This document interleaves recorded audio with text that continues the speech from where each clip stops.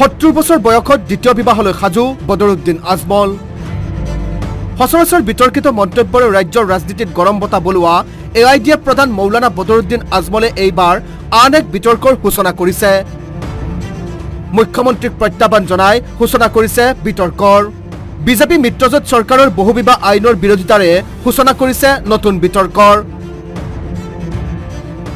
সংখ্যালঘু নেতাগৰাকীয়ে আজি দবকাৰ এখন ধৰ্মীয় ৱাজ মেহফিলত অংশ লৈ ক'লে, মুখ্যমন্ত্ৰী হিমন্তই বহুবিবাহ বন্ধ কৰিলেই আমি মানি ল'ম নেকি?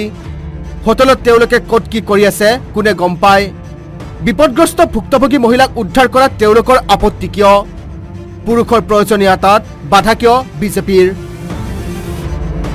কেইবাটাও যুক্তিৰে 70 বছৰ বয়সত বিয়া পাতিব পৰা সক্ষমতা প্ৰকাশ কৰিলে AIDF প্ৰধানগৰাকীয়ে। শাৰীৰিকভাৱে অসুস্থ হ'লেও মানসিকভাৱে অসুস্থ নহয় বদৰুদ্দিন আজমল। সেইবাবে মনৰ ধনী আজমলে হিমন্ত চৰকাৰৰ বহু চৰ্চিত বহুবিবাহ আইনৰ বিৰোধিতা কৰি হ'লেও দ্বিতীয় বিবাহৰ সপক্ষে ৱাজ মেহফিলৰ পৰাই যুক্তি আগবঢ়ায়।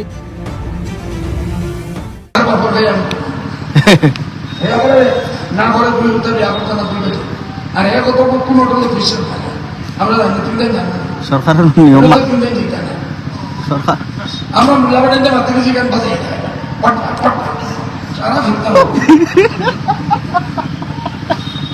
बानल भाई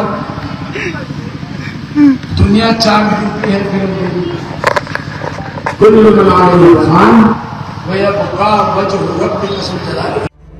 প্ৰশ্ন হয়, 26ৰ নিৰ্বাচনৰ পূৰ্বে সংখ্যালঘুৰ ভোটেৰে নিৰ্বাচনী বৈতৰণি পাৰ হোৱাৰ সমীকৰণ নেকি বদৰুদ্দিন আজমলৰ?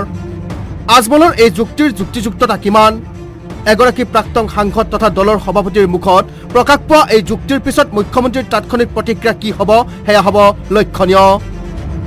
দবকাৰ পৰা আব্দুল হান্নানৰ ৰিপৰ্ট, আছাম টক্স।